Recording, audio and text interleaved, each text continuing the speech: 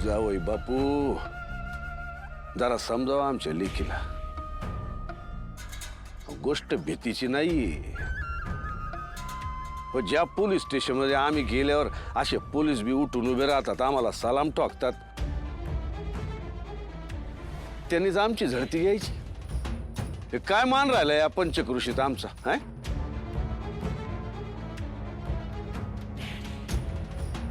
अहो काय चाललंय इथं एक तर लग्न लावा नाहीतर बाहेर जा बाकींची लग्न खोळंबली तिथं ना काय करायचं आता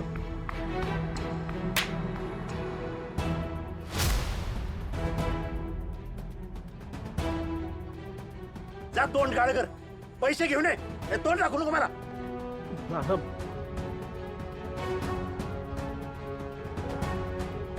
सूर्या माफ कर मला माझ्यामुळे झालं बघ मी आता बँकेत जाऊन एफडी मोडतो बघ हे पहा मुहूर्ताची वेळ निघून जाते तुमच्यामुळे बाकीच्या लोकांचं नुकसान करताय हो दादा माझं ऐका तुमच्या बहिणीचं ठरेल परत कधीतरी पण माझ्या मुलीचं कसं तरी लग्न ठरलंय ते कशाला मोडता तुम्ही अहो हात जोडतो पाया पडतो काका काय करताय तुम्ही या इथं बसा तुम्ही बस इथं शांत बस हे काय तमाशा लावलाय जा मांडवाच्या बाहेर ए इतर लग्न खोळंबल्यात काय लावलं तुम्ही जावई बापू मी काय म्हणतो पैशासाठी लग्न थांबवू नका आम्ही देतो पैसे होय होय त्यांच्याकडनं घ्या आणि तुम्हाला जसं जमल तसं त्यांचं परत करा चिरंजीव जा पैसे घेऊन या डॅडी काय गरज नाही पैशांची यांची नियत मला नाही चांगली वाटत हो काय बोलताय तुम्ही हे बघा असं असेल तर ही लगीन मोडलं हे शैल्या बघत काय बसलाय चल घरी आणि हे बघा आता सगळं पैसे मिळल्याशिवाय ही लगीन होत नसते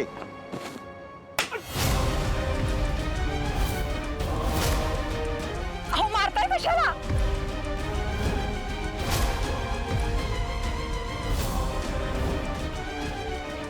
तुम्ही काय लग्न मोडणार आहे हा अरे मीच लग्न मोडतोय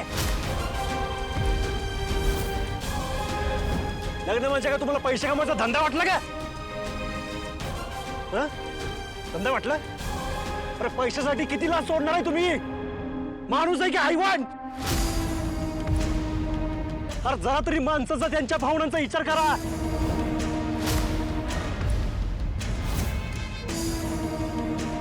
डॅडी काय झालं अडवणूक दुसरं काय सरळ सरळ हुंडा मागायला बंदी आहे ना मी हे असं गिफ्ट द्या पोरासाठी काहीतरी करा नाही तर पोरीच्या संसाराला पैसे द्या असं काहीतरी सुरू होतं माणूस बी किती सहन करणार मग आमच्या जावई बापूंनी दिली एक ठेवून काय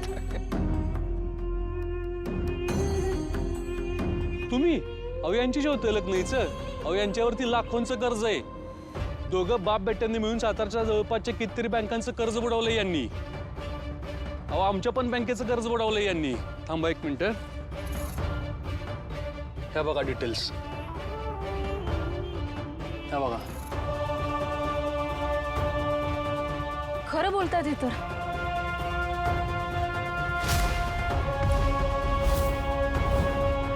म्हणजे ना धनुच्या आडून आपल्याला लुटायचं होतं तर यांचं जे काही लोन आहे त्या लोनची सगळी रक्कम आपल्याकडून अहो लाज वाटायला पाहिजे तुम्हाला किती स्वार्थी लोक आहात तुम्ही खरं तर ना तुमची लायकीच नाहीये आमची मुलगी तुमच्या घरची सून करून घ्यायची खरं तर ना माझंच चुकलं मला बहिणीच्या सुखापुढं काय दिसत नव्हतं ना याचा फायदा घेतला यांनी तुम्ही चांगली माणसं म्हणून तुमच्यावर विश्वास ठेवला त्याचा फायदा घेतला ना तुम्ही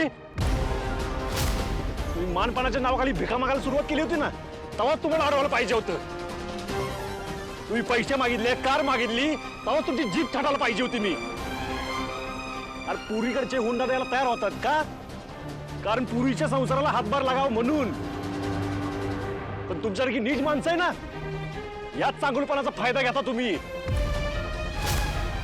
भर मनपात आणून करून हुंड्याच्या नावाखाली पुरीच्या घरच्यांकडून जितकं पत्रात टाकून घेता येईल तेवढं टाकून घ्यायचा प्रयत्न करता तुम्ही. कारण तुम्हाला माहित असतं ना, पुरीच्या घरचे इज्जतीला घाबरतात, हे सगळं करायला तयार होतात, आहे ना. पण मी नाही तसा. तुमच्या या नीचपणाला अजिबात बोलणार नाही मी.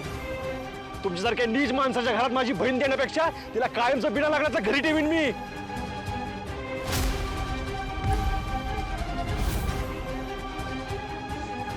हो दादा, मलाच नको हे असलं स्वार्थी सासर. हो दादा, आम्हाला पण नको हे लग्न.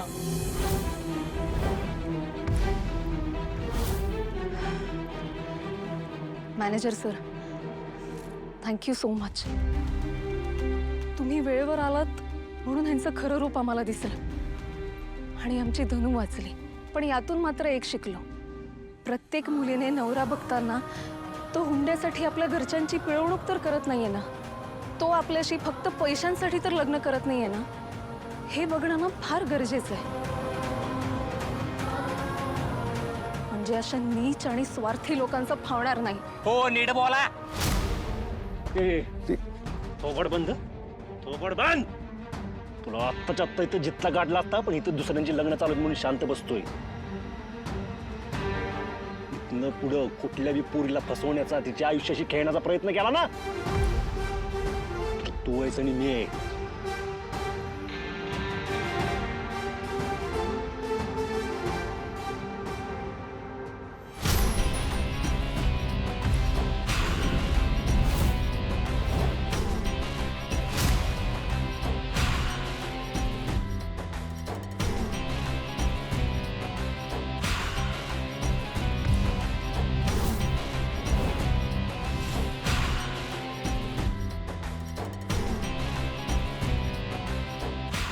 आता फक्त तोंड काळ केलंय, दिंड बाकी.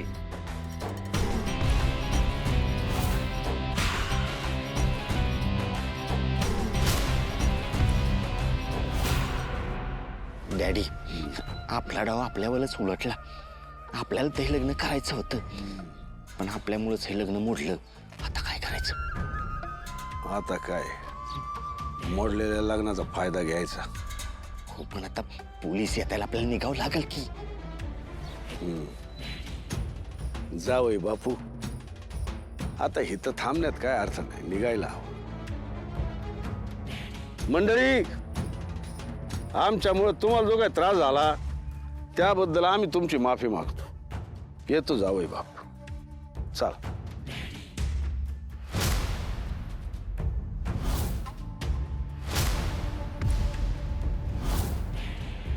सूर्या, अरे तुझं पैसे नका मनाला लावून घेऊन ना. पैशापेक्षा तुम्ही जास्त महत्वाचं आहे मला. आणि यो विषय इथं नको काढायला, आपण घरी जाऊन बोलायचं. पोरींनो, निघायचं का? आगीचा हा निखारा हो, पाठी राखा खंबीर. आभाळांच्या छातीचा हो, सारांचा हा धार. रांगडा दिसतो तरी मनातून हा गोड. रजमनाचा आमचा दादा, जशी माय माऊली दादा. सुपरस्टार आमचा दादा लाखात.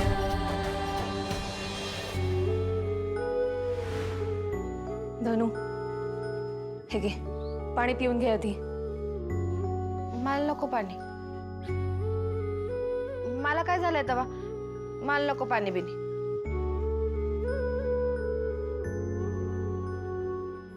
वहिनी, तिला दे. बघ की किती त्रास करून घेतलाय तिने.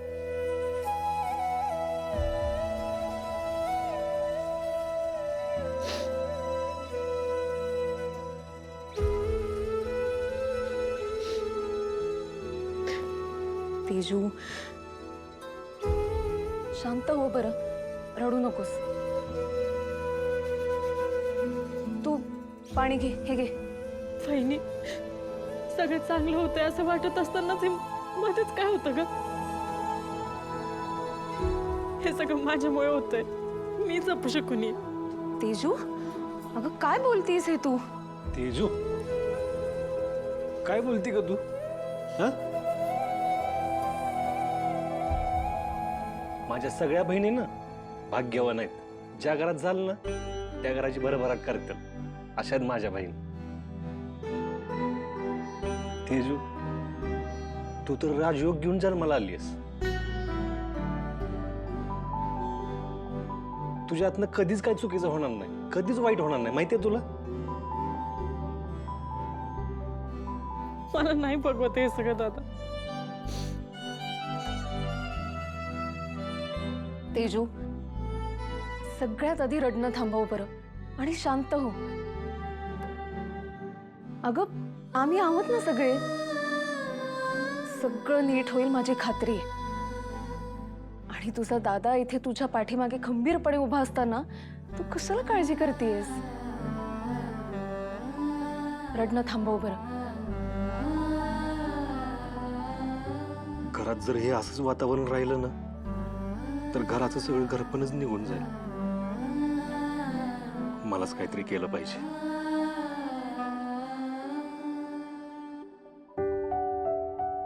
अरे तेजू, चांगलंच झालं ना. आपली धनू चुकीच्या माणसाची बायको होण्यापासून वाचली, चुकीच्या माणसांच्या घरात सून होण्यापासून वाचली.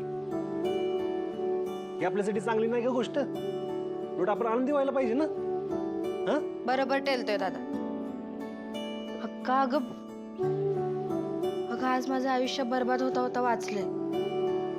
त्याचा आनंद बनवायचा सोडून तुम्ही सगळे असं तोंड पाडून बसलाय होय. बरोबर आहे धनु दीदी. चला तो उठे सगळे. अक्का उठ उठ. मी काय म्हणते, आज ना आपण मस्तपैकी पार्टी करू. पण हा, आज राजूने काहीच बनवायचं नाही, कारण आज मला फक्त माझ्या अक्काच्या हातचं खायचंय. जा बघू पटकन माझ्या आवडीचं सगळं जेवण बनवून टाक.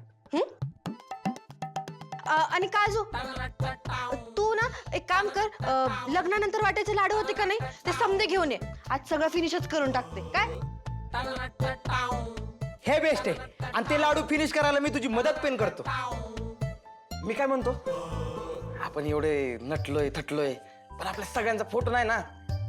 आता आपण फोटो घ्यायचा का? हा, फोटो तर झालंच पाहिजे. चला. खरंच घ्यायचा का? यार, खरंच घ्यायचंय. होय, काय नाही घ्यायचा? आज मी न्यू बॉर्न झाले ना. हो धनु दीदी, न्यू बॉर्न असता ग ते. त्यांनी पण ना. आता भांडण करता काय? घे बाबा फोटो. चल चला चला इकडे. या की मामा. मामा तात्या या की. आलो तात्या. चल. हा या. तास. चला रेडी का? हा. स्माइल. फोटो काढायचे तुला, फोटो काढायचे. नाही आऊस तुला फोटो काढायचे, नाही आऊस तुला फोटो. आपल्याकडे पैशाची बॅग आहे, हे पण घ्या ना तुझं. कसं वागलं पाहिजे कळत नाही तुला. नका नका मारू, नका मारू. खबरदार, अजिबात मध्ये पडायचं नाही. आतापर्यंत लय वेळा पदराखाली घेतलंस तू, पण आता याला याची शिक्षा मिळलीच पाहिजे. मरू दे. असलं पोरगं नसलेलं बरं. त्या पोराने मरमर कष्ट करून पैसे कमवले आणि तू ते घालवलेस रे. वाट लावलीस त्याच्या पैशाची. कर्मचारी ती कुठला? तू तर नाही पैसे घेते ते. नाना, तुम्हाला पाहिजे तेवढं मला मारा, पाहिजे तेवढ्या शिव्या घाला, पाहिजे तर माझा जीव पण घ्या, पण मला चोर म्हणू नका. मी चोरी कधीच करणार नाही. नाही, माझं लेकरू नाही खोटं बोलणार. माझ्या पोरावर विश्वास ठेवा, त्याला नका मारू.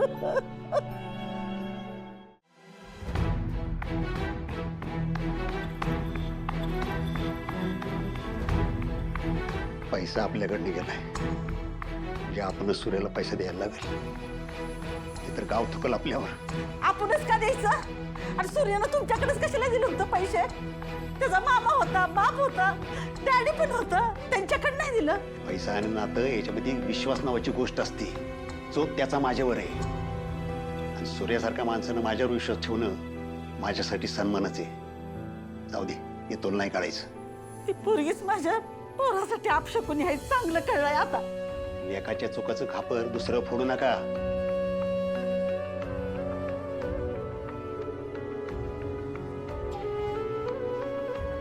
तुझे दागिने पण घेऊन ये. हो नाना, माझ्या चुकीची शिक्षा हिला कशाला देताय? मीच जातो, काम करतो आणि हळूहळू त्याचे पैसे देऊन टाकतो. तू आता विश्वास ठेवायची लायकीच तरी राहिलास का? ताण लागल्यावर विहीर खोलून पाणी लागूसपर्यंत माणूस जगल का? ए, तू ऐकलं नाहीस का? जा घेऊन ये दागिने.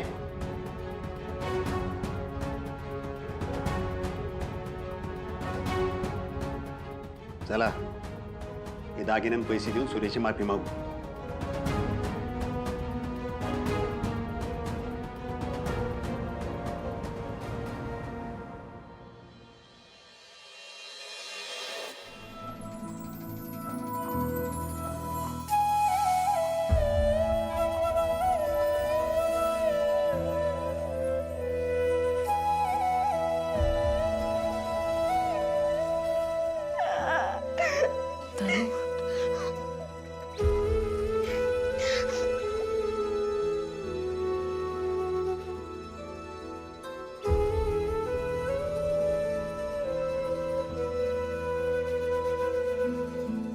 रडावंसं वाटतंय ना, मग रड. एकदाची रडून मोकळी हो. मनात काहीही साठवू नकोस. धनु, वेळीच जर दुःखाला वाट करून दिली नाही ना, तर ना ते आतून पोखरत राहतं ग आपल्याला, आणि मग त्याचा फार त्रास होतो. त्यामुळे रड. मी आहे ना, तुझी वहिनी आहे तुझ्यासोबत.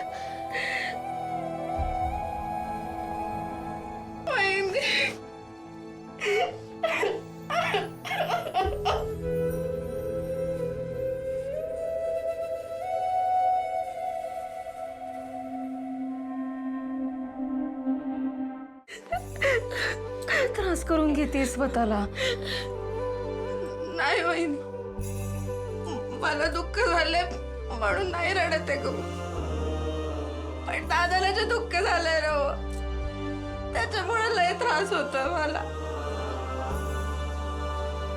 आमच्यामुळे अजून किती सहन करणार ग तो. आज पण माझ्यामुळे. कोण म्हणलं तुला? धनु, जे काही झालेलं आहे ते तुझी काहीच चूक नाहीये बाळा. त्यामुळे ना असला विचार मनातही आणायचा नाही.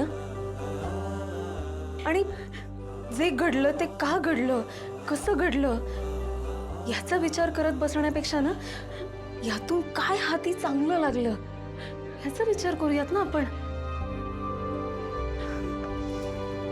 तूच बाहेर आता म्हटलीस ना की हे लग्न मोडलं ते चांगलंच झालं म्हणून. मग आता तूच इथे सगळं कळतंय. दादा रोज किती कष्ट करतो आमच्यासाठी, आणि आमच्याच मुळे त्याच्या वाटेला हे सगळं येतंय ना, त्याचा त्रास होतोय गो मला. धनु, इकडे बघ, माझ्याकडे बघ. आता शांत हो. तू दादाचा कशाला विचार करतेस? अगं, तुझा दादा चांगला खमकाय, आणि त्याची खरी ताकद काय माहिती? त्याच्या बहिणी त्याची खरी ताकद आहे. मला सांग, तुम्ही जर अशा हार मानून बसल्या तर तो पण खचून जाईल ना ग. धनु, तुला तुझ्या दादाची ताकद वाढवायची आहे का कमी करायची आहे? वाढवायची. मग ती कशाने वाढणार? कशाने? तुझ्या हसण्याने. तुम्ही जर आनंदी राहिला ना, तर तुझा दादा सुद्धा खूप आनंदी राहील ग. पटतंय ना? चला आता, जास्त विचार करायचा नाही. आणि तुझा दादा म्हणतो तसा रडायचं नाही, आता लढायचं.